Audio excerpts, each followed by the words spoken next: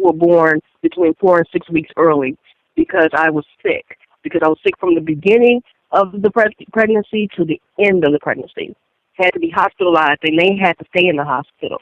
With that said, I didn't want my unborn child, I didn't want him or her to go through the horrible things that their sisters had to go through when they came into the world. And me not being able to take care of myself, walking upstairs and fainting or gaining obscene amounts of weight every week. It was not fun. So with that said, this was not something that I did that was heartless.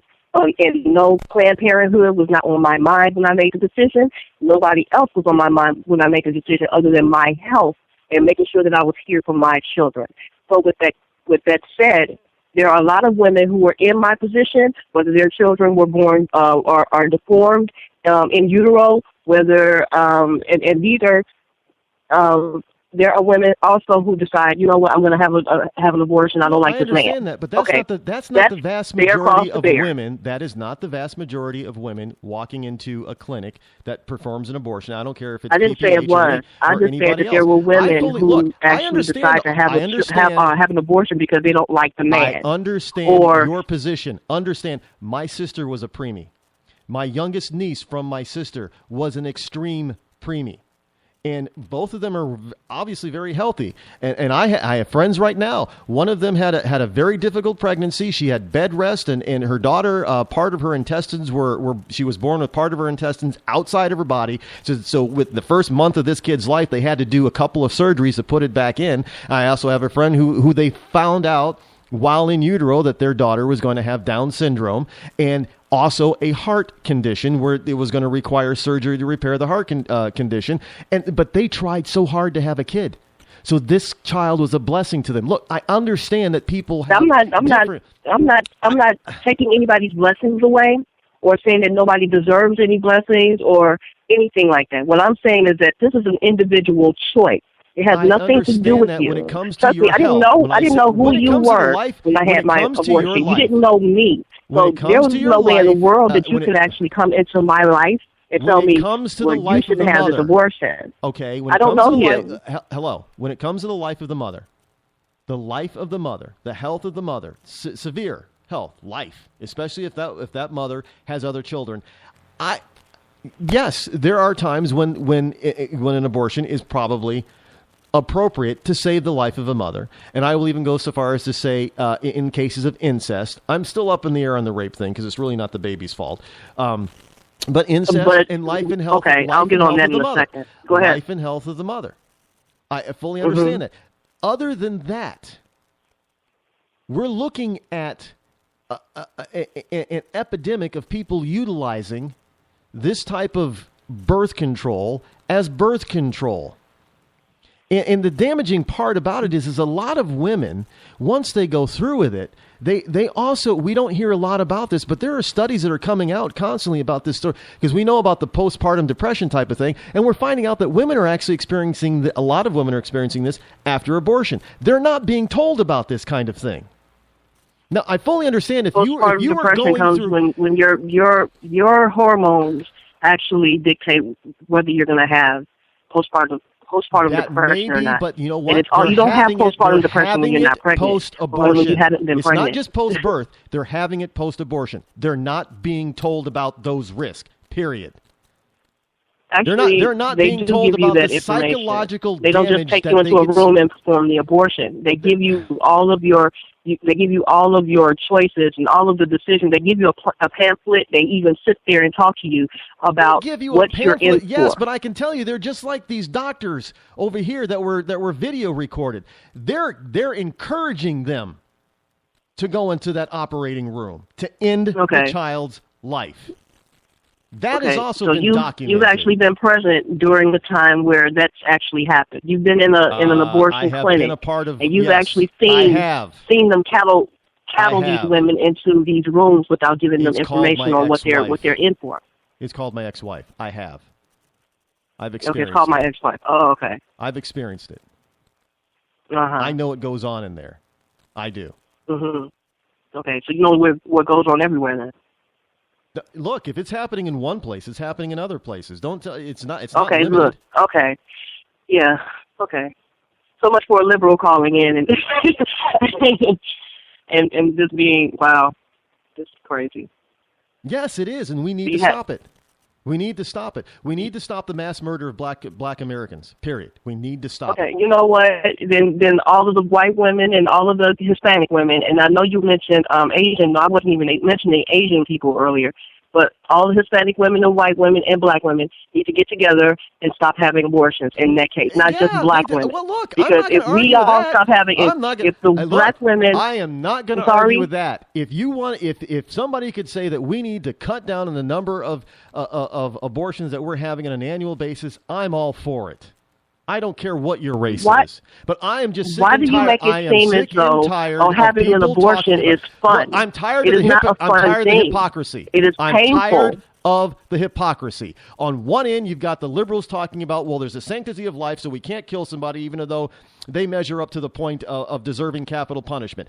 So we can't get rid of the murderers and the rapists and all that kind of stuff, all the evil people. I'm for that. What are you talking about? Liberals in general are not. I'm for murder. I'm for putting murders and rapists on death penalty. What are you talking about?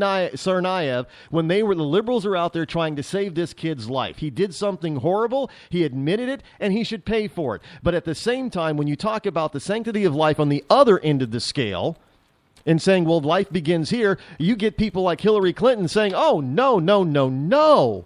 We can't affect a woman's choice. I don't respect Hillary Clinton. She's not somebody I will be voting for in 2016 or whenever. I'm using her as an example because she wants to be president. No, she's not mine. Do you want a woman who wants to be president who wants to destroy another generation? I don't.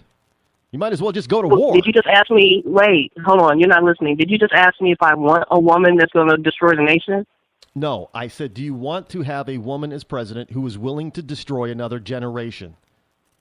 Okay, listen, I just told you while you were talking all loud that I don't support her. I never did. I don't like her. I'm a liberal. It was a rhetorical question. To hear a liberal say that they don't support another liberal? It was a rhetorical question. I heard you. Okay. Another thing, liberals need to get a sense of humor and lighten up. No, you weren't being funny. You were being loud like you were during the entire conversation.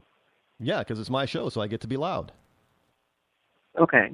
See what I'm saying? How would I know if you're joking, if you're loud, if your tone hasn't changed? Look, but I'm being half facetious with Hillary. I'm serious as a heart attack when I ask people, do you want a woman who is willing to sacrifice an entire generation of beings? No, I don't. Not just you, but other liberals who support this woman. This woman is now going out there defending this whole mass murder for profit organization called Planned something Parenthood. That she's going to have to atone for. That's on her. But I can't support her. It's not. See, the point is it's not just Hillary.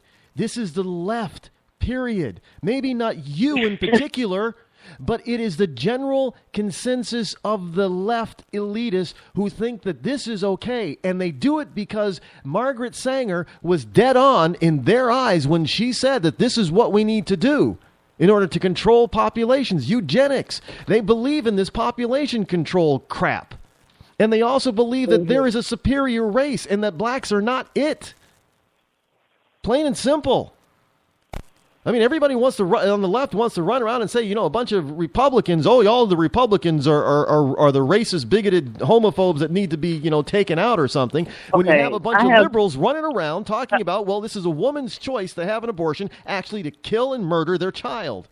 And it's okay to do it so often. Debates like this daily. Nobody mentioned anybody being a racist or anything. I'm on the phone. I think I'm the only liberal here. I'm not sure if there's anybody else on your line. No, but you're missing the point. This is something that happens daily. Yeah, the Republicans are the racist, homophobic, bigoted party. When that's a bunch of BS. This is what the left is constantly saying. I mean, you got Al Sharpton running around saying it. You got Jesse Jackson running around saying, when you have people like Dr. Alveda King, the niece of Dr. Martin Luther King Jr., who I spoke to, who tell me it's just the opposite. Oh, so it's us that's racist, not you guys. It's the Democrats that are racist, not the Republicans. Okay. As the Democrats try to point the fingers at those of us who are well, not me, because I can't be a racist, neither can you because we're black. But we can be. I don't know what they call a Is being funny there too? Well, no, I'm being look because you do know that there are black people who can be racist. No, they can't. And the reason, and look, I'm not trying to be funny. I'm trying to tell you that there were black leaders like Al Sharpton who've actually said on tape, for the record, that blacks cannot be racist. So when I say that we can't be racist, I'm quoting them. I'm not being funny. So you're being facetious again. Because I know you don't agree with Al Sharpton, and neither do I. I'm quoting what they said. I live down the street from Operation Push headquarters, Jesse Jackson. And Rainbow Coalition. I can tell you this. I'm sorry? The Rainbow Coalition. Yes, I know Reverend Jackson. Operation Push, yes. I don't know him. I think I met him one time when I was doing security at a play or something like that and shook his hand. But I don't have any respect for him. I don't have any respect for Al Sharpton, and I don't have any respect for whoever else you would probably mention, probably Louis Farrakhan. And I gotta ask you. I gotta ask you with all seriousness. Here we go. Go ahead. Are you sure you're a liberal? Why? Because I don't agree with all liberals. See, this is what I don't like. No. We're not allowed to be individual. I'm an individual. Either, but I am a conservative. But I gotta ask you if I'm anything, I am an individual. I don't have to kowtow to anybody. Not a Republican, not a Democrat, not an independent, not anybody. What? That sounds like a conservative. If I don't like somebody, that sounds like a conservative, not a liberal. That sounds like a conservative, not a liberal. I'm just saying. I'm sorry, but I will never be a conservative because conservatives are way too judgmental, and they love to conservatives until 1965. They love to talk about the black community and have never stepped foot in the black community. Oh my goodness, no! I think you got it backwards. It has been the Democrats that have been in charge of all this big, beautiful, wonderful. I see more welfare types. I see more crooked Democrats in the black community than I see more. Oh, we want to help the black community and to understand themselves. Republicans. Well, that's probably what you need to do, because otherwise, we're just going to continue to languish in ghettos when all these other ethnic groups, no matter who they are, seem to go through the ghetto, get out of the ghetto, and move on, and we're the only ones stuck there. I think we're smarter than that. Okay, I'm where I am right now. I mean, like I said, I'm kind of like midway. I'm not totally in the ghetto, but I'm around the area. So I'm around low-income people all the time. Low-income, my brothers and sisters around here are low-income people. They have Section 8. They're on, we have the baby mamas and the baby daddies. We have gang violence around here too.